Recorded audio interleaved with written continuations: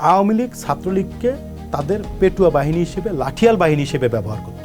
একটা ছাত্রনেতা সে যখন 1000 কোটি টাকার সুবাস পান এবং 1000 কোটি টাকার মালিক হন, তো আমাদের জন্য আমি মনে করি একটা দুঃস্বপ্ন। মানুষ স্বভাবতই বড় জায়গায় থাকতে চায়, সিকিউর জায়গায় থাকতে চায়। আমরা যে সময়টা আসলে রাজনীতির পিছনে দিয়েছি, এই সময়টা যদি আমি পড়ার টেবিলে দিতাম, আমি হয়তো আজকে বিসিএস এর ফার্স্ট ক্লাস অফিসার থাকতাম। প্রিয় দর্শক, স্বাগত এশিয়া পোস্টের নিয়মিত আয়োজন আলাপনের আজকের পর্বে। আজ আমাদের সঙ্গে আছেন বাংলাদেশ জাতীয় ছাত্র সমাজের কেন্দ্রীয় কমিটির আহ্বায়ক সাইফুল ইসলাম। ছাত্রজীবনের শুরু থেকেই বিভিন্ন সামাজিক, সাংস্কৃতিক ও বিতর্ক চর্চার সঙ্গে যুক্ত ছিলেন। পরবর্তীতে সক্রিয়ভাবে ছাত্র রাজনীতিতে যুক্ত হয়ে একাধিক গুরুত্বপূর্ণ আন্দোলনে সামনে থেকে নেতৃত্ব দিয়েছেন। ছাত্র রাজনীতির বাস্তবতা, আন্দোলনের অভিজ্ঞতা এবং আগামী দিনের তারুণ্যের রাজনীতি নিয়ে আমরা তার সাথে কথা বলতে চাই। সাইফুল ভাই, কেমন আছেন? আলহামদুলিল্লাহ, ভালো। স্বাগত আমাদের এশিয়া পোস্টের আজকের আলাপনের পর্বে। কেমন যাচ্ছে আপনার এখনকার রাজনীতি? আলহামদুলিল্লাহ ভালো, সব মিলিয়ে এখন তো রাজনৈতিকভাবে আমাদের সুসময় বলতে গেলে, এবং সত্যি কথা বলতে আমাদের এখন অনুকূল পরিস্থিতিতে আমরা আছি আর কি, আপাতত এটুকু বলতে পারি। আপনার শুরুটা জানতে চাই। এখন তো আপনি ছাত্র রাজনীতি করছেন, একেবারে ভোলার প্রত্যন্ত অঞ্চলে আপনার জন্ম। সেই জায়গা থেকে যে ছাত্র রাজনীতি আপনি শুরু করেছেন, শুরুর গল্পটা আসলে কেমন ছিল? কেন আপনি শুরু করলেন? না, স্বাভাবিকভাবে দেখুন, আমরা রাজনৈতিকভাবে, আমি রাজনৈতিক পরিবারের একজন সন্তান, এবং আমার পরিবারে আমার পিতা সরাসরি রাজনীতির সাথে জড়িত, এবং আমার অনেক চাচা এবং আমার অনেক কাজিনরা সরাসরি ছাত্র রাজনীতি এখন করছেন। তো সেই জায়গা থেকে ছোটোবেলা থেকেই আমরা বিভিন্ন মিছিল, মিটিং এগুলো আসলে দেখে আসতাম আমাদের বাড়িতে কিংবা বাজারে, বিভিন্ন জায়গায়। তো এরপরে আমি যখন ক্লাস 5-6-এ পড়ি, তখন আমাদের বাড়িতে হয় কি, বর্ষার মৌসুমে বাড়িতে যেটা হয় যে প্রচুর কাদা থাকে বা ইয়ে থাকে, তো এ ধরনের বিভিন্ন উন্নয়নমূলক কাজের জন্য আমাদের বাড়িতে আর কি প্রতিনিধি বাছাই করা হতো। এবং এটা হচ্ছে আমাদের বাড়ির যারা রয়েছেন, বাড়িতে 10 থেকে 12টা ঘর আছে, সেই বাড়ির যে সকল লোকজন রয়েছে তাদের প্রত্যক্ষ ভোটের মাধ্যমে প্রতিনিধি বাছাই করা হতো প্রতি বছর, এবং তার মাধ্যমে বাড়ি থেকে বিভিন্ন ঘর থেকে অনুদান নিয়ে আমরা উন্নয়নমূলক কাজ করতাম। তো তখন ওই কম্পিটিশনে আমার অ্যাটেন্ড করে, এবং সেখানে যে নিজেকে প্রতিনিধি হিসেবে রাখতে হবে, বিশেষ করে এটা জুনিয়রদেরকে দিত, কারণ আমরা ওই 6-7-এ যারা পড়ি তারা স্বেচ্ছায় কাজ করতে চাইতাম, বা আমাদের খুব একটা ব্যস্ততা থাকতো না। তো এটা করতাম। তো তখন থেকে আসলে এই যে মানে একটা আগ্রহ, এবং টু সাম এক্সটেন্ট ভোটারদেরকে কনভিন্স করা, আমাদের যারা নানির বয়স আছে তাদেরকে পান নিয়ে দেওয়া, হ্যাঁ, তো যে যেটার প্রতি আগ্রহ, কাউকে 1 কাপ চা খাওয়ানো, হ্যাঁ, তো এইভাবে আসলে এই জায়গাগুলো থেকে একটা শেখাটা বা শুরুটা, তো এই আগ্রহের জায়গা, এবং এরপরে জনসেবা বা এই যে কাজ করতে পারাটা, এটা একটা আগ্রহের জন্য। তো বৃহত্তর পরিসরে কাজ করতে গেলে কি, এরপরে দেখলাম যে যখন আরেকটু বয়স বাড়লো, এরপরে দেখলাম যে না, প্রথম দিকে হয়তো ডিবেট করতাম বা বিভিন্ন স্কুল কলেজে সাংস্কৃতিক সামাজিক বিভিন্ন কার্যক্রমের সাথে ছিলাম। তো তারপরে মনে হলো যে এর বাইরে আসলে যদি কিছু করতে চাই, সেক্ষেত্রে আমাকে রাজনীতিতে আসতে হবে। রাজনীতিতে আসলে তখন আসলে ছাত্র রাজনীতির প্রতি এক ধরনের আগ্রহ, এবং ঢাকায় যখন শিফট হই গ্রাম থেকে, আমি যখন ঢাকা কলেজে মানে ভর্তি হওয়ার পরে আসলে দেখি যে ঢাকায় বিভিন্ন রকম আন্দোলন হয়। প্রথমেই আমি যখন ঢাকায় ভর্তি হওয়ার পরই কিন্তু 2018 সালের কোটা আন্দোলন। তো তখন ওই আন্দোলনে যুক্ত হওয়া, এরপরে যখন 1-2টা আন্দোলন আমরা করি, আন্দোলনের একটা পর্যায়ে গিয়ে মনে হয়েছে যে একটা শেল্টার দরকার। মানে আপনি অ্যাজ অ্যান ইন্ডিভিজুয়াল আন্দোলন করলেন, এরপরে কিন্তু আপনি হারিয়ে যাবেন, এবং আলটিমেটলি আপনি যদি কোনো ছত্রছায়া না থাকেন, তাহলে কিন্তু আপনার ওই যে ধারাবাহিকতা, এটা আসলে ইন জেনারেল থেকে যাবে। তো যেহেতু আমি প্রত্যক্ষভাবে করি, এবং এটার প্রতি যেহেতু আমার একটা আর্জ আছে, তো স্বাভাবিকভাবে এইটাকে যেন আমি পলিটিক্যালিও কাজে লাগাইতে পারি, তারপরে আমি পলিটিক্সের সাথে ইনভলভ হয়। এবং আমার মনে হয়েছে যে এভাবে যদি করি, তাহলে কোনো না কোনোভাবে আমি সরকারের দমন পীড়নের শিকার হব, বা এটা স্বাভাবিক হয়। তো তখন একটা ছত্রছায়া গেলে সেটা কিছুটাও কম হয়, এবং অন্ততপক্ষে প্রতিবাদ জানানোর একটা গ্রুপ থাকে। তো সেই জায়গা থেকে আসলে ছাত্র রাজনীতিতে যুক্ত, এবং তারপরে আসলে ছাত্র রাজনীতি করতে করতে এখন এই পর্যন্ত আর কি। আপনার ছোটবেলার গল্পটা দারুণ ছিল, বিশেষ করে তার মানে আপনি ছোটবেলায় ছাত্র রাজনীতিটা করেননি, এবার ঢাকায় ভর্তি হওয়ার পরে করেছেন। এক্স্যাক্টলি। তো আপনি বলছেন যে পারিবারিকভাবে একটা রাজনৈতিক সংস্কৃতি আছে আপনার পরিবারে, কিন্তু যখন আপনি সরাসরি রাজনীতিতে ইনভলভ হয়ে গেলেন, পরিবার থেকে তখন সমর্থন কেমন ছিল, নাকি বিরোধিতা করেছে? কার সমর্থনটা বেশি ছিল? না, আমার বাবা সবসময় এগুলোকে পজিটিভলি দেখেন, এবং তিনি নিজেও যেহেতু রাজনীতির মানুষ, হয়তো তিনি বড় কোনো পদ পদবি কিংবা ওই রকম পর্যায়ে না, কিন্তু তিনি রাজনীতিটাকে পছন্দ করেন, ধারণ করেন। তো সেই জায়গা থেকে তিনি সবসময় এই বিষয়গুলোতে আমাকে অনুপ্রেরণা দিতেন। বিশেষ করে আমি যখন ছোটোবেলায় ওই যে ভোটে দাঁড়াতাম, তখন তিনি আমাকে চকলেটের বক্স কিনে দিতেন ভোটারদেরকে কনভিন্স করার জন্য। দিস ইজ হাউ যে সে আমাকে ইনফ্লুয়েন্স করেছে। এবং এরপরে যখন আসি, ন্যাচারালি আমার ফ্যামিলি যারা আছেন তারা তো আসলে গ্রামে আমরা যেভাবে আসলে চিন্তা করি, বা আমাদের এই যে ঢাকায় আসার পরে যে চিন্তা চেতনার যে একটা পরিবর্তন, এটা আসলে আমাদের বাবা মা কিংবা আমাদের যারা সিনিয়র সিটিজেন রয়েছেন তাদের আসলে অনেকাংশেই এই পরিবর্তনটা নেই। তো ন্যাচারালি তারা হয়তো মনে করে থাকেন যে আমরা হয়তো কিছুটা হলেও এখন ভালো বুঝি, কিংবা এখন যেহেতু বড় হয়েছি, পরিপক্ক হয়েছি, তো স্বাভাবিকভাবে তিনি সমর্থন দিয়ে গেছেন, কিন্তু সবসময় সাবধানতা অবলম্বন করার কথা সবসময় বলেছেন। এরপরে আপনি যখন বিশেষ করে জুলাই আন্দোলনের সময় যখন পরিস্থিতি খুবই ভয়াবহ ছিল, বাসা থেকে বের হওয়া কিন্তু দুষ্কর হয়ে পড়েছিল, তো তখন আমার বাবা কিন্তু আমাকে বলতেন যে তুমি আন্দোলন করো, বাট সাবধানে থেকো, যেন নিজের কোনো ক্ষতি নেই, এটার দিকে খেয়াল রাখবা। তো এইভাবে টেক কেয়ার করতেন। এরপরে যখন 5 তারিখ সকালবেলা যখন আমি বাসা থেকে বের হই, দেখেন সেই সময় আমি বাসা থেকে কিন্তু নামাজ পড়ি, কারণ সেকেন্ড কারফিউ কিন্তু 5 তারিখে শুরু হয়েছিল। তো আমি ভেবেছিলাম যে maybe this is the last, বা আজকে আসলে আর বাসায় ফিরবো কিনা সন্দিহান, তো হয়তো এখান থেকে ভালো কিছু হবে, না হলে হয়তো আমার কোনো একটা কিছু হয়ে যাবে। তো আমি 2 রাকাত নামাজ পড়ে আসলে বাসা থেকে বের হই। বের হওয়ার পরে তখন আমি মাত্রই বিবাহ করেছি বেশ কিছুদিন আগে। তো তখন আমার যে সদ্য বিবাহিত ওয়াইফ, সেও কিন্তু খুব ডিপ্রেস ছিল, কিন্তু সে আমাকে বাধা দেয়নি, সে নিজে আমাকে উৎসাহ দিয়ে পাঠিয়েছে। এবং আমার শালা, শাশুড়ি, আমার ওয়াইফ, তারা নিজেরাও পর্যন্ত আন্দোলনে সরাসরি সম্পৃক্ত ছিলেন উত্তরা। অর্থাৎ আপনার বাবা, স্ত্রী সহ পরিবারের সবাই আপনাকে বিভিন্নভাবে সমর্থন জুগিয়েছেন, সাপোর্ট দিয়েছেন। আপনি কিছুক্ষণ আগে ডিবেটের কথা বলেছেন। স্কুল লাইফে আপনি ডিবেট করেছেন, আবার কলেজ লাইফে এসে আপনি ছাত্র রাজনীতিতে যুক্ত হয়েছেন। এই যে ডিবেট এবং রাজনীতি, এটার মধ্যে কোনো বাস্তবতার মিল খুঁজে পান কিনা? না, স্বাভাবিকভাবে দেখুন, ডিবেট করতে গেলে আপনাকে অনেক অনুসন্ধান করতে হয় এবং অনেক পড়াশোনা করতে হয়, এবং বিশেষ করে স্পেসিফিক যে টপিকের উপরে ডিবেট থাকে সেই টপিকের উপরে কিন্তু আপনাকে 1-2 দিন পড়াশোনা করতে হয়। সো ন্যাচারালি এই যে প্র্যাকটিসগুলো করে, এবং ডিবেট আপনি যখন করবেন আপনার একটা অপোনেন্ট থাকে, সো অপোনেন্টকে ঘায়েল করার যে বিষয়টা এবং তাদেরকে কীভাবে পরাস্ত করা যায়, এই যে এই বিষয়গুলো রপ্ত করা, এগুলো কিন্তু আমার সেই শুরু থেকেই মানে অভিজ্ঞতাটা রয়েছে। তো সেগুলো আমি দেখলাম যে পরবর্তীতে পলিটিক্সে খুব ভালো কাজে দিয়েছে। এরপর আপনি যখন সামাজিক সাংস্কৃতিক সংগঠনের সাথে ওতপ্রোতভাবে জড়িত থাকবেন, তখন কিন্তু আপনার মানুষের সাথে মেশার কিন্তু একটা অভিজ্ঞতা হয়েছে, এবং কীভাবে মানুষকে কনভিন্স করা, কীভাবে একটা কমিউনিটিতে নিজেকে মেলে ধরা, এটি কিন্তু খুব সহজ। তো এভাবে করতে করতে অবস্থায় রাজনীতিতে এসে আমার জন্য খুব একটা বেগ পেতে হয়নি, এবং একটা জায়গা করে নেওয়াটা আমার জন্য খুব সহজ ছিল। এবং স্কিলগুলো কাজে দিয়েছে। এক্স্যাক্টলি। এবং সামাজিক সাংস্কৃতিক সংগঠনগুলোর সাথে কাজ করার পাশাপাশি আপনি যখন আন্দোলনমুখী হবেন, রাজপথমুখী হবেন, বিভিন্ন শিক্ষার্থীদের যখন যৌক্তিক আন্দোলনে আপনি তাদের সাথে থাকবেন, তখন রাজনৈতিক প্ল্যাটফর্ম এটি সহায়ক ভূমিকা পালন করে বলে আমি মনে করি। এবং সেই জায়গা থেকে আসলে আমার একটি যে শীর্ষস্থানীয় জায়গায় আসতে আমার মনে হয় যে এটি একটি অনেক বড় ভূমিকা পালন করেছে। এখন আপনার কাছে কি মনে হয় যে আপনার তো বললেন যে 2018 বা 19 সাল থেকে আপনি ছাত্র রাজনীতিতে যুক্ত হয়েছেন, এই যে এই কয়েক বছরের যে পথ চলা, প্রায় 7-8 বছর হচ্ছে, আপনার কাছে কি মনে হয় এখন যে ছাত্র রাজনীতিতে এসেই ভালো করেছি, নাকি এমন মনে হয় যে এটা বাদ দিয়ে অন্য কিছু করলেও হতো? না, স্বাভাবিক। দেখুন, দুই ধরনের বাস্তবতা। আমরা যে সময়টা আসলে রাজনীতির পিছনে দিয়েছি, এই সময়টা যদি আমি পড়ার টেবিলে দিতাম, আমি হয়তো আজকে বিসিএস ফার্স্ট ক্লাস অফিসার থাকতাম, বা নন ক্যাডার হলেও একটা ভালো জায়গায় থাকতাম। এটা সত্যি কথা। একটা সিকিউর লাইফ হতো, একটা সিস্টেমেটিক লাইফের মধ্য দিয়ে আমরা যেতাম, বা আমার পরিবার হয়তো সিকিউর থাকতো, যে 3 বেলা খেয়ে অন্ততপক্ষে বেঁচে থাকার মতো যে স্বাভাবিক জীবনযাত্রা সেটি হয়তো ব্যয় করতে হতো। কিন্তু এই যে ছাত্র রাজনীতি করার কারণে কিংবা এই আন্দোলনে সরাসরি যুক্ত থাকার কারণে মানুষের যে একটা এক্সপেকটেশন আমাদের উপর, এবং মানুষের যে একটা ভালোবাসা পেয়েছি, নিজের একটা পরিচিতি হয়েছে, এটি আসলে সম্ভব হতো না। তো দুইটা আসলে 2 ধরনের মজা। তা আমরা যারা আসলে ছোটোবেলা থেকে একটু ভিন্নভাবে দেখে আসছি, একটু ভিন্নভাবে বড় হয়েছি, আমাদেরকে আসলে রাজপথেই বেশি মানায় বলে মনে করি, এবং এই রাজপথকেই আসলে আমরা বেছে নিয়েছি, কিংবা এটি আমাদের জন্য অধিকতর পছন্দের জায়গা। মানে এই যে এখন যেমন একটা সুসময় চলছে আমাদের, এইটার চেয়ে আমার মনে হয় যে আগের লাইফটাই বেটার ছিল, যে তখন একটু আন্দোলন সংগ্রাম চলতো, রাজপথে থাকতাম, পুলিশের দৌড়ানি দিত, মামলা হামলার ভয় থাকতো।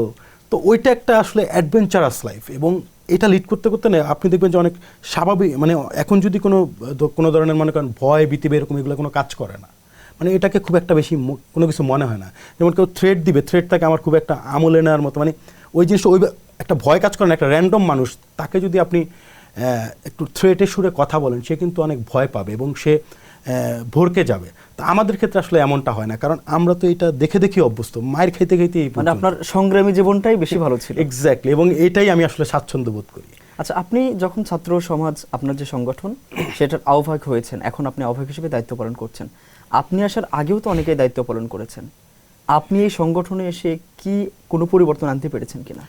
স্বাভাবিকভাবে দেখুন, এই সংগঠনে আমি যখন যুক্ত হয়েছি তখন 18 পরবর্তী সময় থেকে 19 সালের মিডল থেকে এই সংগঠনের সাথে আছি। তো তখন আমি পদ পদবিতে ছিলাম না। তো একটা পর্যায়ে 2022-এর শেষের দিকে এসে আমি পদায়ন হই। তো এরপরে আমি এই সংগঠনকে চেষ্টা করেছি যে বিশেষ করে শুধুমাত্র মানে একটা আছে না যে রাজনৈতিক যে ছোট সংগঠনগুলো আছে এগুলো কিন্তু ব্যক্তি নির্ভর থাকে নর্মালি। এক ব্যক্তিকে কেন্দ্র করে এই সংগঠনগুলো আসলে পদচারণা হয় এবং আপনি দেখবেন যে অনেক ছোট ছোট সংগঠন আছে, তাদের ছাত্র মানে যারা ছাত্র রাজনীতি করে তাদের নেতাদেরকে কেউ চিনে না, এটাই সত্যি কথা। আজকে দেখেন এই যে আপনি আমাকে ডাকছেন, কিন্তু এই রেঞ্জের যে ছাত্র সংগঠনগুলো আছে আপনি দেখবেন যে কয়জনকে আপনি চিনেন, ডাকবেনই বা কীভাবে? তো তাদের সাথে কানেক্টিভিটি নেই, বিকজ অ্যাক্টিভিটিস তাদের অনেক কম থাকে, তাদের রাজপথমুখী কর্মসূচি অনেক কম থাকে, তাদের নেতা কেন্দ্রিক কর্মসূচি থাকার কারণে কিংবা কার্যক্রম থাকার কারণে তারা অনেকেই কিন্তু আসলে আড়ালে চলে যায় এবং আলটিমেটলি কয়েক বছর রাজনীতি করার পর অনেকে ডিমোটিভেট হয়ে যায়। আমি চেষ্টা করেছি এই ধারা থেকে বের হয়ে কীভাবে একটু ইনফ্লুয়েন্স করা যায় এবং এই সংগঠনটাকে রাজপথমুখী করে কীভাবে আসলে অনেক শুধুমাত্র আমি একা না, আমি মনে করছি যে একটা কমিউনিটিকে কিংবা একটা টিমকে কীভাবে লাইমলাইটে নিয়ে আসে এবং আমার মতো করে আজকে আমি যেভাবে চলতে পারছি, বলতে পারছি, বিভিন্ন আন্দোলনের সময় নিজেকে যুক্ত করতে পারছি, এভাবে আরও 10টা ছেলেকে যেন আমি অ্যাকোমোডেট করতে পারি এবং তাদেরকেও যেন মানুষ চিনে। তো সেই জায়গা থেকে আমি আমার চেষ্টা বা সংগ্রাম এখনও চলমান রাখছি। আমি চেষ্টা করছি যে সংগঠনকে বিশেষ করে ঢাকায় একটা ভালো অবস্থান তৈরি করার আমাদের। কারণ আপনি দেখেন আজকে ভোলায় যদি 10,000 লোকের একটা মিছিল নামে, আপনি দেখবেন যে অনেক ন্যাশনাল মিডিয়া কিন্তু সেটাকে ফোকাস করে না। This is the reality. আপনি রাজু ভাস্কর্যের সামনে যে কোনো একটা ইস্যুতে 10 জন নিয়ে দাঁড়ান, কয়েকশো, একেবারে অনলাইন প্রিন্টিং মিডিয়া থেকে শুরু করে কয়েকশো মিডিয়া থাকে সেখানে। সো আমাদের মনে হয় রাজনীতি কিন্তু সময়ের সাথে সাথে পরিবর্তন এবং রাজনীতি যে প্যাটার্নে চলে আপনাকে এই প্যাটার্নে আগাতে হবে। তো আমরা এর জন্য চেষ্টা করছি যে ঢাকায়, বিশেষ করে ঢাকা মহানগরে নিজেদেরকে একটা শক্তিশালী অবস্থান তৈরি করা। শুধুই কি ঢাকা মহানগর? আমি যতদূর জেনেছি যে আপনার এই বাংলাদেশ জাতীয় ছাত্র সমাজ, আপনার যে সংগঠন, সারা বাংলাদেশে এখন পর্যন্ত কমিটিও হয় নাই, সারা বাংলাদেশে কয়েকটা জেলায় আছে। তো যদি বাস্তবতে এই হয় তাহলে তো সমর্থকের সংখ্যা খুব বেশি না। যদি এটা হয়, মানে আরেকটাও সমালোচনা কিন্তু আছে এই সংগঠনগুলোর ব্যাপারে, সেটা হচ্ছে যে এই সংগঠনগুলো সাধারণত অন্য কোনো সংগঠনের ছায়া সংগঠন হিসেবে কাজ করে। এই সমালোচনাকে কিভাবে দেখেন এবং আপনি যে সাকসেসের কথা বলছেন, যদি সেই সাকসেস হয়ে থাকে তাহলে সারা দেশে কমিটি নাই কেন? না দেখেন, আমাদের 30+ জেলায় এখনও কমিটি রয়েছে এবং আমাদের ঢাকা মহানগর, উত্তর দক্ষিণ, এবং আমরা ঢাকা মহানগরকে 4টা ভাগে ভাগ করেছি, উত্তর দক্ষিণ পূর্ব পশ্চিম, প্রত্যেকটাতে কমিটি আছে এবং আমাদের মহানগর উত্তরের 100% থানা কমিটি কমপ্লিট, দক্ষিণে মানে 40% কমপ্লিট হয়েছে। এভাবে আমরা আমাদের জায়গা থেকে চেষ্টা করছি। স্বাভাবিকভাবে মানুষ দেখেন, মানুষ স্বভাবতই বড় জায়গায় থাকতে চায়, সিকিউর জায়গায় থাকতে চায়। সো ন্যাচারালি তারা চিন্তা করে যে ধরেন বিএনপি, আওয়ামী লীগ কিংবা জামায়াতে যেভাবে মানুষ চাবে আমাদের সংগঠনে সেভাবে আসবে না। আমাদের জন্য রাজনীতির অনেক চ্যালেঞ্জিং, কারণ ছোট আসলে বড় গাছের ছায়া থেকে যেমন ছোট গাছ বড় হয় না কিংবা বড় হওয়া অনেক দুঃসাধ্য বিষয়। তো সেই জায়গা থেকে আমাদের সংগ্রামটা অনেক বেশি এবং আমরা মানুষদেরকে অ্যাপ্রোচ করি, 1-to-1 কানেক্ট করার চেষ্টা করি, বুঝাই। দেখেন মানুষ যেমন আমদালিব রহমান পার্থ কিংবা নুরুল হক নূর, জোনায়েদ সাকি, তাদেরকে মানুষ ভালো বলবে, তাদেরকে অ্যাপ্রিসিয়েট করবে যারা রাজপথ, মানে এদের অনেক সংগ্রাম আছে। এরা যেমন পার্থ ভাই খুব ভালো কথা বলে, খুব প্রেজেন্টেবল একটা লোক, ইন্টারন্যাশনালি রিপ্রেজেন্টেবল, কিন্তু আপনি তার দলের ব্যাপার দলে আসতে বলেন, সে আসবে না। সো তাদের ফ্যান বেজ আছে কিন্তু দল কেউ করতে চায় না। This is the problem. So আমার মনে হয় বাংলাদেশের মানুষের মাইন্ডসেট পরিবর্তন না হওয়া পর্যন্ত এবং এই মার্কার উপরে নির্ভরশীলতা থেকে বের হয়ে না আসতে পারলে ছোট দলগুলোর এগিয়ে যাওয়া কঠিন। এবং আমার মনে হয় যে ছোট দলগুলোরও আরও বেশ কিছু প্রবলেম রয়েছে, তো তাদের রাজপথমুখী। এখন আপনি দেখেন রাজপথে যে তারা অ্যাভেলেবেল থাকবে কিংবা বড় দলের যে ফান্ডিং আছে, বিভিন্ন কিছু আছে, তো তাদের জন্য সহজ। একটা ছোট রাজনৈতিক দল, ধরেন আমি একটা অঙ্গ সংগঠনের, কিন্তু আরও তো অঙ্গ সংগঠন আছে। ন্যাচারালি আপনি চিন্তা করেন একটা অঙ্গ সংগঠনের যদি মাসে অন্ততপক্ষে 3টা করে প্রোগ্রাম থাকে, 5টা অঙ্গ সংগঠন থাকলে 15টা programme, how can you manage? আপনি ফান্ডিং কোথা থেকে পাবেন? সো অনেক বিষয় থাকে। তো যার জন্য আসলে আমার মনে হয় যে বাংলাদেশের ছোট রাজনৈতিক দলগুলো এগোতে পারেন এবং বাংলাদেশের প্রেক্ষাপটে যেটা হয় যে রাজনৈতিক দলগুলো এস্টাবলিশড হইতে গেলে তার একটা ঐতিহাসিক ব্যাকগ্রাউন্ড লাগে। আপনি দেখবেন বিএনপি একটা ব্যাকগ্রাউন্ডের উপরে এসে বা ক্ষমতায় এসে তারা দল কিন্তু বড় করেছে। আওয়ামী লীগের একটা ঐতিহাসিক ব্যাকগ্রাউন্ড আছে, তো জামায়াতের আবার ঐতিহাসিক ব্যাকগ্রাউন্ড নেই, কিন্তু তাদের সাংগঠনিক স্ট্রাকচার বা সিস্টেমটা একটু ডিফারেন্ট এবং তারা ধর্মভিত্তিক। তো ন্যাচারালি এইভাবে তো একটা যেমন দেখেন এনসিপিকে আজকে কেন এত পিক করা হলো, বা এনসিপি কেন এত, এনসিপির কিন্তু আলটিমেটলি আপনি দেখেন সারা বাংলাদেশে এনসিপির কয় হাজার নেতাকর্মী আছে আপনি যদি ওইভাবে চিন্তা করেন, কিন্তু আপনি দেখেন আপনি আজকে তাদেরকে বিএনপি জামাতের পরে তাদেরকে কাউন্ট করছেন। কেন করছেন? বিকজ তাদের একটা ঐতিহাসিক ব্যাকগ্রাউন্ড আছে। This is how political party established হয়, কিংবা তাদের ব্র্যান্ডিং হয়, কিংবা তাদেরকে মিডিয়া পিক করে। আপনার মানে একটু আগে যেমনটা বলছিলেন যে আন্দোলনেও আপনি বিভিন্ন সময় নেতৃত্ব দিয়েছেন, কিন্তু যেটা হয় যে এই সংগঠনগুলো মানে আপনাদের সংগঠন আন্দোলনগুলোতে নেতৃত্ব দেয়, কিন্তু সাংগঠনিকভাবে আবার তেমন শক্তিশালী হয় না বা সক্রিয় কম দেখা যায়। সাংগঠনিক শক্তিশালী কম হওয়ার কারণ কি এগুলোই? না, সত্যি কথা বলতে ওই যে সাংগঠনিকভাবে শক্তিশালী হইতে হলে তো আপনাকে প্রচুর ম্যান পাওয়ার লাগবে এবং আপনার অর্থ খরচ করার মানুষ লাগে, এবং স্বাভাবিকভাবে যখন কার্যক্রম বেশি করতে হয়, ধরেন আমাদের লোকবল কম, সাংগঠনিকভাবে আমরা যেহেতু সংখ্যাগরিষ্ঠ না, আমাদের লোকবল কম, কিন্তু আমাদের এখানে যারা আছে এরা হয় কি বেশিরভাগ হয়তো পলিটিক্যালি খুব অ্যাম্বিশাস না, কিংবা পলিটিক্যালি খুব ম্যাচিউর না, বাট তাদের প্যাট্রিয়টিজম আছে, তাদের ভালো মানসিকতা আছে, তারা কাজ করতে চায়, দেশের জন্য কাজ করতে চায়, কিংবা ভালো রাজনীতিটা তারা করতে চায়। তো এখন প্রবলেম যেটা হয় যে দেখেন এই যে আমরা যারা ধরেন এই যে আমি জুলাই আন্দোলনে বলেন, তার আগে হাফ পাস আন্দোলন, 18 কোটা, এগুলোতে একদম ফ্রন্ট লাইনে ছিলাম, এবং জুলাই আন্দোলনে একেবারে ফ্রন্ট লাইনে ছিলাম।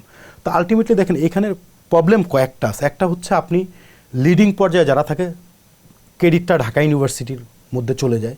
ঢাবির বাইরে আপনি যত প্রতিভাবান হন, আপনার যতই প্রতিভা থাকুক, সাংগঠনিকভাবে আপনি যতই ক্যাপেবল হন, আপনি কিন্তু লিডিংয়ে যাওয়া খুবই কঠিন এবং প্রায় অসম্ভব বলতে গেলে। এটা একটা প্রবলেম। এরপরে দেখেন ধরেন এই যে আমি ঢাকা কলেজে পড়ছি, যেমন হাফ পাস আন্দোলনে ঢাবির খুব একটা ইম্প্যাক্ট ছিল না, তারা এইটা আন্দোলনে ছিল না, যার জন্য আমি ঢাকা কলেজে থেকেও কিন্তু আমি লাইমলাইটে চলে আসছি। হোয়াট ডাজ ইট মিন? যে যখন কোনো আন্দোলনে বা ইয়েতে ঢাবি থাকে, তখন নেতৃত্বটা তারা তাদের হাতে নিয়ে নেয়, কিংবা তাদের মতো করে, এবং এরপরে তারা ওই বলয়টা নিজেদের মতো করে নিয়ে অন্য যে কাউকে রাখে, কিন্তু সেকেন্ড লেয়ারে রাখে, ফার্স্ট লেয়ারে তারা যেতে দেয় না। তো এটা জুলাই আন্দোলনে দেখেন শুধুমাত্র আমি না, আমার মনে হয় যে বাংলাদেশে যে প্রাইভেটের এত বড় বড় স্টেক হোল্ডার বা যাদের এত ত্যাগ, এরপরে ঢাকার বাইরে যে এত বড় বড় ছিল, শুধুমাত্র একটা ওই তালাত মাহমুদ রাফি বা ওই যে আবু সাইদ মারা গেছে, এর বাইরে আমরা কাউকে ওইভাবে চিনি না। কেন চিনি না? বিকজ ওই যে একটা ভিডিও ওই রাফির একটা ভিডিও ভাইরাল হইলো, এরপরে রাফি খুব হিট প্লেয়ার হয়ে গেল, কিন্তু এরকম হাজার হাজার রাফি আছে যারা খুবই ইম্প্যাক্টফুল প্লেয়ার ছিল জুলাইয়ে, কিন্তু তাদেরকে কেউ চিনে না। তো কারণ কি? বলয়টা ঢাবির এইখানে, এর বাইরে আর নেতৃত্ব নাই, এর বাইরে তারা কাউকে অ্যাকোমোডেটও করে না, ওইভাবে হাইলাইটও করে না। সো এর জন্য আমার মনে হয় যে অনেকেই অন্তরালে চলে যায় কিংবা আড়ালে চলে যায়, তাদেরকে আমরা খুব একটা দেখি না। এবং এরকম আন্দোলন সংগ্রামে আমাদের মতো অনেক ছেলে আসে, যারা হয়তো বেনিফিশিয়ারি হইতে আসে না, তারা হয়তো যে পারপাস নিয়ে আসে, সেই পারপাসটা যখন সার্ভ হয়ে যায়, এরপরে তারা অটোমেটিক্যালি আড়ালে চলে যায়। আসলে কি পারপাস সার্ভ হয়? আমি যদি স্পষ্ট করে বলি যে আপনি 18 সালের যে কোটা সংস্কার আন্দোলন সেটা করেছেন, এবং এই তখন থেকে শুরু করে এই বৈষম্য বিরোধী যে আন্দোলনটা হয়েছে এই পর্যন্ত আপনি আন্দোলন করেছেন বিভিন্ন সময়। এত আন্দোলনের পরেও বাংলাদেশের কাঠামোগত যে পরিবর্তন, এটা কতটা হচ্ছে আসলে? না, স্বাভাবিকভাবে দেখুন, এটা নিয়ে আমি নিজেও হতাশ। সত্যি কথা বলতে 18 পরবর্তী সময় থেকে তো আমরা ছোট ছোট আন্দোলন করেছিলাম, যে আন্দোলনগুলো আসলে খুব একটা বড় হয় না, কিংবা এরকম বোম বাস্টিং হয় নাই, কিন্তু ওই 18 আন্দোলনের ওই সূতিকাগার থেকে কিন্তু এরপরে আস্তে আস্তে বড় হতে হতে কিংবা কনফিডেন্স বাড়তে বাড়তে মানুষের জনরোষ সৃষ্টি হতে হতে কিন্তু সেটা কিন্তু বোম বাস্টিংয়ের মতো ফেটেছে হচ্ছে 24-এর আন্দোলনে এসে। ন্যাচারালি মানুষ একটা চূড়ান্ত পর্যায়ে এসে তাদের ক্ষোভটার বহিঃপ্রকাশ ঘটিয়েছে। তো তারপরে আমরা ভেবেছিলাম যে 5 আগস্ট পরে অন্ততপক্ষে একটা ইতিবাচক রাজনীতির ধারা আমরা দেখব, আমরা একটা নতুন বাংলাদেশ দেখব, এবং সেখানে সত্যিকার অর্থে একটা বৈষম্যহীন বাংলাদেশ দেখব, একটা সুখী সুন্দর সমৃদ্ধশালী যে বাংলাদেশের স্বপ্ন আমরা দেখি সেটি বাস্তবায়িত হবে। কিন্তু সময় আস্তে আস্তে যত গড়িয়েছে তত আমরা আসলে ডিমোটিভেট হয়েছি, এবং তখন হতাশ হয়েছে যে আসলে তাহলে এই সংগ্রামের মানে কি? এই যে 2000-এর অধিক মানুষ জীবন দিল, এছাড়া এই যে বিভিন্ন রাজনৈতিক দলের নেতাকর্মীরা যারা গুম খুন হয়েছেন বিগত দিনগুলোতে, তাহলে তাদের এই স্যাক্রিফাইসের মানেটা কি? কেন এটা হলো? এরপরে আমি এক বড় ভাইকে একদিন জিজ্ঞেস করেছিলাম, যে একজন সিনিয়র সিটিজেন, এবং তিনি বাংলাদেশের একজন অন্যতম বড় একজন ব্যবসায়ীও এবং একজন রাজনীতিবিদ। তাকে আমি জিজ্ঞেস করেছিলাম যে ভাই, উনি 47 দেখছে, 52 দেখছে, 69 দেখছে, 71 দেখছে, 90 দেখছে, 24ও দেখছে, তাকে আমি বললাম যে আপনি আমাকে বলেন তো এই যে 1 বছর পরে এসে জুলাই গণঅভ্যুত্থানে অ্যাকচুয়ালি কি মানে আমরা যে পরিবর্তনের কথা বলি বা যে পরিবর্তনের জন্য আমরা লড়াইটা করি এটা আসলে আপনি কতটুকু দেখছেন? সে বলছে এটা আমরা হয়তো মনে করি মনস্তাত্ত্বিকভাবে, আলটিমেটলি এটা কিছুই হয় না। তো যে 47 থেকে 24 দেখছে তার মুখ থেকে যখন আমি এরকম একটা কথা শুনি তখন ন্যাচারালি আমরা বুঝি যে এই দেশে হয়তো একটা প্রেক্ষাপটে আমরা আন্দোলন সংগ্রাম করি কিংবা আমাদেরকে হয়তো কোনো একটা গ্রুপ ইনফ্লুয়েন্স করে কিংবা তাদের স্বার্থ হাসিলের জন্য হয়তো আমাদেরকে আমাদের এই যে দেশপ্রেম কিংবা আবেগকে কাজে লাগিয়ে তারা রাজপথে আমাদেরকে লড়াই সংগ্রাম করায়, কিন্তু আলটিমেটলি রেজাল্ট আমরা যেটা চাই সেটা আসলে হয় না। আপনারা যারা ছাত্র রাজনীতি করেন, মানে যারা আপনাদের দলের সমর্থক, সেটা যে কোনো ছাত্র সংগঠন হতে পারে, কর্মী বা সমর্থক, তারা তো দলের সাথে আছে। এর বাইরে যারা সাধারণ শিক্ষার্থী, তারা আপনার কাছে কি মনে হয় যে তারা বাংলাদেশের যে ছাত্র রাজনীতি সেগুলোর উপরে আস্থা তারা পায়? যদি না পেয়ে থাকে সেই ব্যর্থতা কি আসলে নেতাদের কিনা? অবশ্যই এখানে শুধুমাত্র নেতা না, সামগ্রিকভাবে এখানে অনেকগুলো বিষয় জড়িত আছে। দেখেন, রাজনৈতিকভাবে এই যে 5 তারিখের আগ পর্যন্ত যে কালচার ছিল, এই কালচারে স্বাভাবিকভাবে সবাই রাজনীতিকে ঘৃণা করতো এক প্রকার, এবং ছাত্র রাজনীতিকে তো আরও বেশি ঘৃণা করতো শিক্ষার্থীরা। কারণ যে পেশি শক্তির যে রাজনীতি, আপনি দেখেন ক্যাম্পাসে যখন ক্ষমতাসীন ছাত্র সংগঠন চলাফেরা করতো একসাথে 50 জন 60 জন, তো একটা সাধারণ শিক্ষার্থী যে পড়াশোনার টেবিলে থাকে, যে সবসময় পড়াশোনা নিয়ে চিন্তা ভাবনা করে, সে যখন দেখে 60 থেকে 70 জনের একটা গ্রুপ এইভাবে হাঁটে এবং তাদের যেই জেস্টার পোস্টার, তো আপনার ছাত্র রাজনীতির মূল কাঠামো হওয়ার কথা ছিল কি, গুণগত মান হওয়ার কথা ছিল কি, যে শিক্ষার্থীদের ম্যান্ডেট তারা বাস্তবায়ন করবে, শিক্ষার্থীদের স্বার্থ তারা হাসিল করবে। অথচ তাদের সাথে জেনারেল শিক্ষার্থীদের কোনো কানেক্টিভিটি নেই। আপনি দেখেন 70-80 জন যদি একসাথে হেঁটে যায়, তো তাদের কাছে কিংবা তাদের কাছে একটা সাধারণ শিক্ষার্থী এসে কিভাবে তাদের মনের কথা বলবে যে ভাই আমি চাই আপনাদের দ্বারা আপনারা ক্যাম্পাসে ক্ষমতাসীন কিংবা আপনাদের ক্ষমতার সাথে আপনারা রয়েছেন, এই ক্যাম্পাসে আমাদের এই দাবিগুলো রয়েছে, এগুলো আপনাদের দ্বারা বাস্তবায়ন করতে চাই, বা চাই যে এই প্রস্তাবগুলো আপনারা একটু পেশ করেন উপর মহলে। তো ন্যাচারালি সাধারণ শিক্ষার্থীরা তাদের কাছে যেতেই ভয় পেত, এবং এই কালচারটা আমার মনে হয় যে এখন যদিও একটা সুসময় এবং এখন সহাবস্থানের রাজনীতিটা এখনও পর্যন্ত বিদ্যমান রয়েছে, আই ডোন্ট নো যে নিয়ার ফিউচারে কি হবে। হ্যাঁ, তো এখনও পর্যন্ত এই কালচারটা আছে, কিন্তু ছাত্র জেনারেল শিক্ষার্থীদের যে আস্থা কিংবা ভরসার প্রতীক হয়ে ওঠার যে একটা জায়গা ছিল 5 তারিখের পরে ছাত্র সংগঠনগুলো, সেটি আমার মনে হয় যে আমরা হতে পারিনি এবং আমরা সেই জায়গায় একটা ব্যর্থতার পরিচয় দিয়েছি। এর কারণ হচ্ছে আমরা নিজেদের মধ্যে কোন্দল করেছি। আমরা যারা জুলাইয়ের শক্তি ছিলাম, সকল রাজনৈতিক সকল শক্তি যারা সকল ছাত্র সংগঠন, আমরা নিজেদের ঐক্যটা ধরে রাখতে পারিনি। আমরা ক্যাম্পাসে যে যার যার মতো নিজেদেরকে সেরা প্রমাণ করার চেষ্টা করেছি।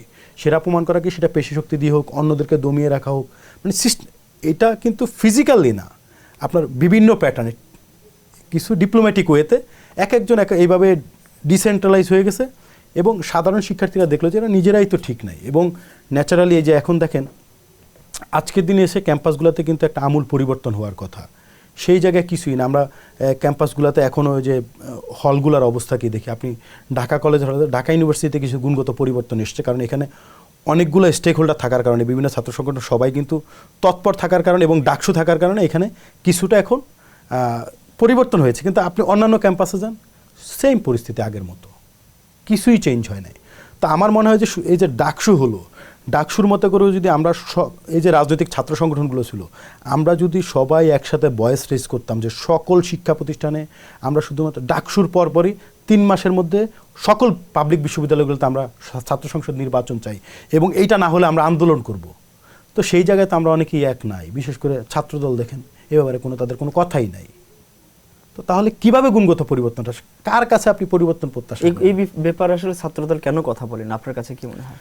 না, আমার মনে হয় ছাত্রদল এই ব্যাপারে কথা বলে না, বিকজ তারা চিন্তা করে তারা ক্ষমতার সাথে রয়েছে, এবং স্বাভাবিকভাবে আপনি দেখুন ছাত্র সংসদ নির্বাচনগুলোতে তাদের কিন্তু এক প্রকার ভরাডুবি।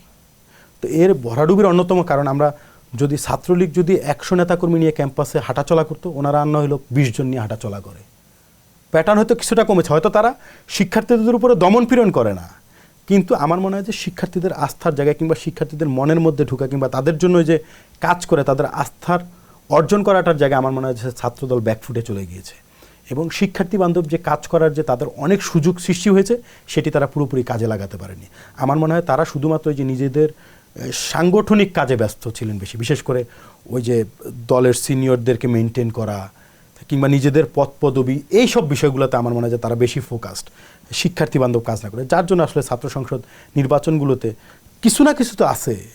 যে কারণ আপনি এতগুলা ক্যাম্পাসে ছাত্র সংসদ, প্রায় 5-6টা ক্যাম্পাসে ছাত্র সংসদ নির্বাচন হলো, আপনি শুধুমাত্র চিটাগাং ইউনিভার্সিটিতে একটা এজিএস পাইলেন ছাত্রদল, এছাড়া কোথাও আপনার আর মানে এরপরে নিচের দিকের অনেক পদে অনেকে সম্পাদকীয় পদে হয়তো অনেকে ইলেক্টেড হয়েছে, জগন্নাথে 5 জন হয়েছে, ঠিক আছে, কিন্তু আপনি বিপি, জিএস, এজিএস এই জায়গাগুলোতে আপনি কোথাও নাই। তার মানে শিক্ষার্থীদের সাথে আপনাদের কোথাও না কোথাও একটা বেসিক গ্যাপ আছে।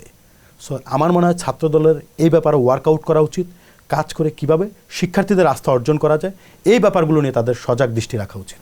আপনি নিজেও একজন ছাত্র সংগঠনের প্রধান, মানে বলছিলেন যে 5ই আগস্টের আগে ছাত্র সংগঠনগুলো যারা ছিল, বিশেষ করে ছাত্রলীগের কথা বলছেন, যে তারা একেবারেই লোকজন সাথে নিয়ে ঘুরতো এবং দাম্ভিকতার যে রাজনীতি, সহিংসতার রাজনীতি, এটা বলেছেন। আবার এখন ছাত্র দলের কথা বলছেন। তাহলে কি বিষয়টা এমন যে আসলে ছাত্র সংগঠনগুলোর যে সহিংসতার রাজনীতি, দাম্ভিকতার রাজনীতি, এটার সমালোচনা আসলে সবাই করে, কিন্তু নিজের দলে আসলে সেটাকে মানতে চায় না, এমন কি না? না, এটা পুরোপুরি সত্য না। কারণ আপনি দেখেন ছাত্রলীগের প্যাটার্ন ছিল একরকম, এবং ছাত্রলীগের আমরা টেন্ডারবাজির কথাও শুনতাম, এবং এমনও ছাত্রলীগের নেতা আছে যারা 1000 কোটি টাকার টেন্ডারবাজির কথা শুনেছে, 1000 কোটি টাকার মালিক। আমরা যেখানে ছাত্র রাজনীতি করি, দেখেন আমি চিন্তা করি কোনো রকম একটা রুমে থাকবো, থাকা খাওয়ার ব্যবস্থা আমার হবে, এবং মানে একটা মিনিমাম লাইফ আমি লিড করব। কিন্তু সেই জায়গা থেকে 1000 কোটি টাকার যখন কেউ মালিক হয়ে যায়, ন্যাচারালি সে আর ছাত্রনেতা থাকে না, আর ছাত্রসুলভ তার মধ্যে কিছু থাকে না। সে মোটামুটি একটা জমিদারির, মানে কি বলে যে একটা এমপির সমান তার পাওয়ার বলতে গেলে, মানে একটা মেম্বার অফ পার্লামেন্টের যেমন পাওয়ার এক্সারসাইজ করার কথা, আমার মনে হয় কোনো কোনো ক্ষেত্রে তার অনেক বেশি তার চেয়ে। কারণ একটা ছাত্রনেতা সে যখন 1000 কোটি টাকার সুবাস পান এবং 1000 কোটি টাকার মালিক হন, তো আমাদের জন্য আমি মনে করি একটা দুঃস্বপ্ন, মানে কল্পনার বাইরে থাকে 1000 কোটি টাকা। সো ন্যাচারালি যখন ওইটা হয় তখন আর তার ছাত্রসুলভ তার মধ্যে কিছু থাকে না, তার মধ্যে ভিন্ন কিছু চলে আসে, এবং তিনি যে মানে ছাত্র কাঠামোর মধ্যে নেই, এটি পুরোপুরি পরিষ্কার। তো সেই জায়গা থেকে ছাত্রদল এখান থেকে আমি মনে করছি অনেকখানি ভালো রয়েছে এখন পর্যন্ত। তাদের বিরোধী মতের উপরে তেমন দমন পীড়নের আমরা বিষয়গুলো দেখি না। এরপরে এখন পর্যন্ত শিক্ষার্থীদের উপরে তারা চড়াও উতরাও হওয়ার মতো পরিস্থিতি আমরা দেখি নাই। তা আমার মনে হয় যে কিন্তু তাদের শিক্ষার্থী বান্ধব আরও অনেক কাজ করার সুযোগ রয়েছে, জায়গা রয়েছে, এবং করা উচিত বলে আমি মনে করছি। সেই জায়গায় যদি তারা নিজেদেরকে পরিবর্তন করতে পারে, তাহলে আমার মনে হয় যে তাদের সামনের দিকে অনেক ভালো ভবিষ্যৎ রয়েছে, এবং তারা শিক্ষার্থী বান্ধব কাজ করার মাধ্যমে আমি মনে করছি যে শিক্ষার্থীদের হৃদয়ে স্থান করে নিতে পারবেন। তো এই জায়গাগুলো করতে পারলে আমার মনে হয় একটা ইতিবাচক ধারার যে রাজনীতির কথা আমরা বলি, আমরা যেই সুস্থ ধারার রাজনীতির কথা বলি, এবং আমরা যে পরিবর্তনের রাজনীতির কথা বলি, সেটি আমার মনে হয় যে সম্ভব। সেই পরিবর্তনের জন্য জুলাই আন্দোলন আপনারা করেছেন। আচ্ছা, জুলাই আন্দোলন তো পরিবর্তনের জন্য করেছেন, পরিবর্তন কতটা হয়েছে? এবং একই সাথে প্রশ্ন হচ্ছে, এই জুলাই গণ অভ্যুত্থানের পর এখন পর্যন্ত সবচেয়ে লাভবান কারা হয়েছে? দেখুন, পরিবর্তন তো জুলাইয়ের পরে আমরা অনেকাংশেই চেয়েছিলাম, বিশেষ করে যে অন্তর্বর্তীকালীন সরকার, এই সরকার হয়তো জনগণের দ্বারা নির্বাচিত সরকার না, কিন্তু জনগণের সরকার হিসেবে তারা ক্ষমতা বসেছিল, এবং আমরা মনে করেছিলাম একটা আমূল পরিবর্তন তাদের মাধ্যমে আসবে। বিশেষ করে সংস্কার কাজ থেকে শুরু করে রাষ্ট্রীয় বিভিন্ন গুরুত্বপূর্ণ জায়গাগুলোতে তারা অনেক বড় ভূমিকা রাখবেন, এবং আইনের শাসন থেকে শুরু করে সকল কিছু একটা স্থিতিশীল পর্যায়ে আসবে। কিন্তু আমরা দেখলাম যে আসলে তারা একটা গণ অভ্যুত্থানের স্পিরিটকে ধারণ না করে বরং নতজানু সরকারে রূপান্তর হয়েছে, এবং তারা তাদের যেই জেস্চার, পোস্টার, বডি ল্যাঙ্গুয়েজ, এটি দেখে আমার কাছে কোনোভাবেই মনে হয় না যে একটি গণ অভ্যুত্থান পরবর্তী সরকারের এরকম একটা বডি ল্যাঙ্গুয়েজ থাকা উচিত, এবং তারা তেমন কোনো স্ট্রিক্ট কোনো ডিসিশনও নিতে পারেনি। এবং সত্যি কথা বলতে সেগুলো কিছু না করে একটা জায়গায় তারা ভালো করেছেন, যেমন অর্থনৈতিক জায়গায় বেশ কিছু রিজার্ভ তারা রেখে গিয়েছেন, যে অর্থনৈতিক যে ভঙ্গুর পরিস্থিতি ছিল সেই জায়গা থেকে একটা স্থিতিশীল জায়গা। তারুণ্যের চাহিদা কতটা পূরণ হয়েছে?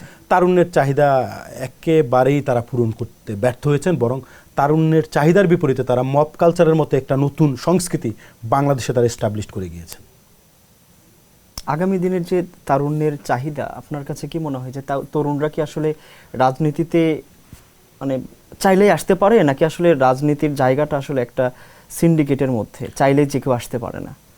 না, রাজনীতি তো একটা ডিফারেন্ট গেম বল। আপনি দেখেন এখানে চাইলেই রাতারাতি আপনি এসে বড় কিছু পেয়ে যাবেন, কিংবা আপনি অনেক যোগ্যতা সম্পন্ন হলেই যে আপনাকে একটা বড় চেয়ার দিয়ে দেবে, নট নেসেসারি। এখানে একটা প্রসেসের মধ্যে দিয়ে আপনাকে আসতে হয়, এবং এখানে রাজনীতিতে 1000 কর্মী লড়াই সংগ্রাম করে একজন হয়তো টু সাম এক্সটেন্ট বেনিফিশিয়ারি হয়, 999 জন কিন্তু ঝরে যায়। ঝরে না গেলেও তারা হয়তো সেভাবে নিজেদেরকে ফুটিয়ে তুলতে পারেন না, কারণ এই জায়গাটা অনেক কম্পিটিটিভ একটা জায়গা এবং এখানে অনেক কিছু সংমিশ্রণ আছে। পলিটিক্স মানেই তো হচ্ছে বহু, তার মানে কি এটার মধ্যে অনেক কিছুর ইনভলভমেন্ট রয়েছে। তো সেই জায়গা থেকে আমার মনে হয় যে এটা অনেক কঠিন। আরেকটা প্রশ্ন কি করেছিলেন আপনি? তরুণরা কি আসলে রাজনীতিতে উন্মুক্তভাবে আসতে পারবে কিনা? তরুণরা দেখেন এখন একটা সুযোগ সৃষ্টি, বিশেষ করে দেখুন এই যে ক্ষমতাসীন যে সংগঠন বিএনপি এবং বাংলাদেশের যে বর্তমান প্রধানমন্ত্রী Tarique Rahman is doing fantastic.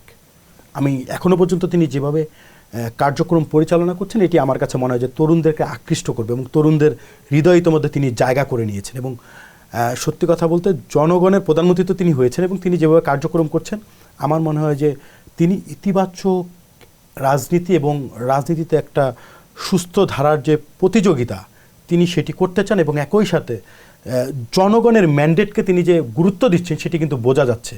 এবং সত্যি কথা বলতে তিনি বাংলাদেশে এসেই যে বলেছিলেন আই হ্যাভ আ প্ল্যান, আমার মনে হয় he is working with that plan. এবং আমরা মনে করছি তিনি যদি এই প্ল্যানকে প্রপার ওয়েতে এক্সিকিউট করতে পারেন তাহলে বাংলাদেশে ভালো কিছু সম্ভব এবং তরুণরা বাংলাদেশের রাজনীতিতে আগ্রহের জায়গা সৃষ্টি হবে। তবে এখানে স্বাভাবিকভাবে বিএনপি একটা অনেক বড় রাজনৈতিক দল। তারেক রহমান নিজের জায়গা থেকে হয়তো অনেক ভালো চেষ্টা করছেন, তিনি দীর্ঘদিন বিদেশে ছিলেন, সো তিনি চেষ্টা করছেন যে তার জায়গা থেকে, এবং তিনি অনেক ভালো কিছু দেখে এসছেন, তো সেই জায়গা থেকে বাংলাদেশে একটা গুণগত পরিবর্তন তিনি করার চেষ্টা করছেন। তো আমার মনে হয় যে এটি আসলে যদি তিনি ধরে রাখতে পারেন এবং তার কর্মীরা যদি এটি ওন করে, তারা যদি ওই জনগণের উপরে জনরোষ সৃষ্টি না করে জনসম্পৃক্ত হয় এবং সত্যি কথা বলতে এই যে ফ্যামিলি কার্ড থেকে শুরু করে কৃষক কার্ড কিংবা যে ধরনের পরিকল্পনা খাল খনন এই জায়গাগুলোতে যদি চুরির কোনো ঘটনা না ঘটে, দুর্নীতির কোনো আহামরি ঘটনা না ঘটে, তাহলে আমার মনে হয় যে বাংলাদেশের মানুষ ভবিষ্যতে রাজনীতি করার জন্য আগ্রহ প্রকাশ করবে। তরুণরা অন্ততপক্ষে নতুন করে একটা যে আশার সঞ্চার কিন্তু এখন শুরু হয়েছে যে না, ভালো কিছু আমরা দেখছি, যদি এটি ধারাবাহিকতা বজায় থাকে তাহলে আমার মনে হয় যে তরুণরা আবার নতুন করে রাজনীতিতে সম্ভাবনা আরো বাড়বে। আপনি একজন ছাত্র নেতা হিসেবে সামগ্রিকভাবে বাংলাদেশের ছাত্র রাজনীতির জন্য আগামীর চ্যালেঞ্জ কি দেখেন? আমার মনে হয় যে ছাত্র রাজনীতিতে যেমন এই যে একটা যেমন বিয়ে সংক্রান্ত বিষয় একটা ব্যাধি রেখে দেওয়া হয়েছে যে বিয়ে করলে ছাত্র রাজনীতি করা যায় না, বিশেষ করে ছাত্রদল বা ছাত্রলীগে এর প্রচলনটা আমরা দেখেছি। আমার মনে হয় যে এটি কোনোভাবেই রাখা উচিত নয়, কারণ আমরা যারা মুসলিম আমরা জানি যে প্রাপ্তবয়স্ক ইসলামে বিয়ে করা জায়েজ রয়েছে। এবং একই সাথে আপনি দেখেন যে একটা ছেলে বিশেষ করে মানে আপনি ছাত্র রাজনীতি করা অবস্থায় বিয়ে করতে পারবেন, এটা কেমন কথা? কারণ একটা ছেলের গ্র্যাজুয়েশন করতে মিনিমাম 25 বছর লাগে, সেখানে আপনার সংবিধান আপনাকে বলেছে যে 21 বছর হলে আপনি বিয়ে করতে পারবেন। তো যেখানে সংবিধানই বলে আপনি ছাত্র অবস্থায় বিয়ে করার মানে গ্র্যাজুয়েশন যদি আপনি করতে চান তাহলে আপনার মিনিমাম 25 বছর লাগে, 24 থেকে 25 বছর। আপনাকে আপনার সংবিধান বলতেছে 21 বছর বয়সে আপনি বিয়ে করতে পারবেন, এইদিকে আপনার ছাত্র রাজনীতিতে একটা ট্যাবু রেখে দিয়েছেন যে বিয়ে করলে ছাত্র রাজনীতি করা যাবে না। দিস ইজ সো অ্যানোয়িং আমার কাছে মনে, এবং একেবারে ইলজিক্যাল। তো এই জায়গাটা আমি মনে করছি যে এই ট্যাবু থেকে বের হয়ে আসতে হবে, বিশেষ করে যারা বড় বড় রাজনৈতিক ছাত্র সংগঠন হয়েছে তাদেরকে এই জায়গায়, এবং একই সাথে শিক্ষার্থীদের ভাবনা বুঝতে হবে, তাদের চাহিদা বুঝতে হবে, শিক্ষার্থীদের ম্যান্ডেটকে সবার আগে গুরুত্ব দিতে হবে। আর না হলে শিক্ষার্থীরা যেভাবে দেখেন, শিক্ষার্থীদেরকে আমরা আসলে সুযোগ দিই না আমাদেরকে যাচাই করার। আপনি যেই জায়গাগুলোতে সুযোগ দিয়েছেন সেখানে কিন্তু আপনি হোঁচট খেয়েছেন।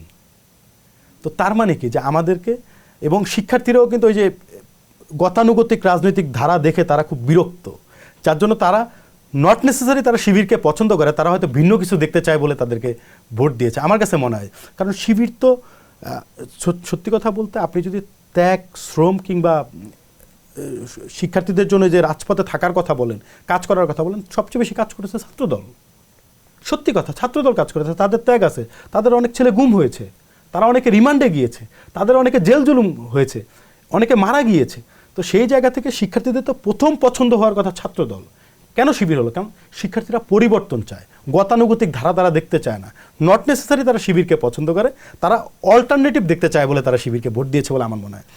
তো আমার মনে হয় যে আমরা যারা বিশেষ করে এবং আমরা যারা রয়েছে আমরা নিজেরা যদি একটু পরিবর্তন হই এবং আমাদের দাম্ভিকতার জায়গাটা না রেখে আমরা যদি শিক্ষার্থীদের ডোর টু ডোর নক করি, তাদের কাছাকাছি যাই, যারা হলে রয়েছেন তাদের রুমে রুমে গিয়ে তাদের সমস্যার কথা যদি আমরা চিহ্নিত করতে পারি এবং সেগুলো নিয়ে যদি আমরা কাজ করি, আমার মনে হয় যে ভবিষ্যতে শিক্ষার্থীরা ছাত্র রাজনীতির প্রতি একটা আগ্রহ দেখাবেন এবং ছাত্র রাজনীতিতে তারা আসলে আসার একটা আগ্রহ করবেন। এবং একই সাথে আমি মনে করছি বাংলাদেশে যে ছাত্র রাজনীতির স্বপ্ন আমরা দেখি যে গুণগত মান বৃদ্ধি পাবে, এবং একই সাথে ছাত্র রাজনীতিবিদরা শিক্ষার্থীদের জন্যই সব কিছু করবেন এবং শিক্ষার্থীদের কল্যাণেই তারা যেন নিহিত থাকবেন।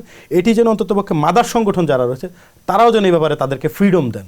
শুধুমাত্র মাদার সংগঠনের ম্যান্ডেট বাস্তবায়ন করার জন্য ছাত্র সংগঠনগুলোকে যেন মাদার সংগঠনগুলো ব্যবহার করতে না পারে এবং তারাও যেন এই ধরনের এই মানসিকতা থেকে বের হয়ে আসে। কারণ আমরা দেখেছি যে আওয়ামী লীগ ছাত্রলীগকে তাদের পেটুয়া বাহিনী হিসেবে, লাঠিয়াল বাহিনী হিসেবে ব্যবহার করতো, হাতিয়ার হিসেবে ব্যবহার করতো। ব্যবহার করে তারা কি করেছে? ছাত্র রাজনীতিকে কুলুষিত করেছে, শিক্ষার্থীদের কাছে আমাদেরকে অপরাধী বানিয়েছে। তা আমার মনে হয় এই জায়গাগুলোতে এখন যারা রয়েছে আমাদের মাদার সংগঠন, তারা যেন অন্ততপক্ষে এটি ভাবেন যে ছাত্র রাজনীতিতে যারা ছাত্র রাজনীতি করবে তাদেরকে শিক্ষার্থীদের ম্যান্ডেট নিয়ে কাজ করার জন্য তাদেরকে গুরুত্ব দেওয়া উচিত, কিংবা তাদেরকে সেই জায়গাতে ফ্রিডম দেওয়া উচিত। শুধুমাত্র মাদার সংগঠনের ম্যান্ডেট বাস্তবায়ন করার জন্য তাদেরকে লাঠিয়াল বাহিনী হিসেবে ব্যবহার করা, এই জায়গাগুলো থেকে তাদের এই মানসিকতা থেকে বেরিয়ে আসতে হবে মাদার সংগঠনকে। ছাত্র সংগঠনগুলো যেন স্বাধীনভাবে ছাত্রদের জন্য কাজ করতে Exactly. পারে। নিশ্চয়ই এই প্রত্যাশা আমাদের থাকবে। আমাদের সাথে থাকার জন্য অনেক অনেক ধন্যবাদ আপনাকে। একেবারেই শেষ মুহূর্তে চলে আসছি। অসংখ্য ধন্যবাদ আপনাকে এবং এশিয়া পোস্টের সাথে সংশ্লিষ্ট সকলকে। দর্শক, দেখছিলেন এশিয়া পোস্টের নিয়মিত আয়োজন আলাপন। আজ অতিথি হিসেবে ছিলেন বাংলাদেশ জাতীয় ছাত্র সমাজের কেন্দ্রীয় কমিটির আহ্বায়ক সাইফুল ইসলাম। আমাদের সঙ্গে থাকার জন্য আপনাদেরকে ধন্যবাদ। আবার দেখা হবে এশিয়া পোস্টের পরবর্তী আলাপনে নতুন কোনো অতিথি নিয়ে। সে পর্যন্ত সবাই সুস্থ থাকুন, নিরাপদে থাকুন। শুভেচ্ছা নিরন্তর।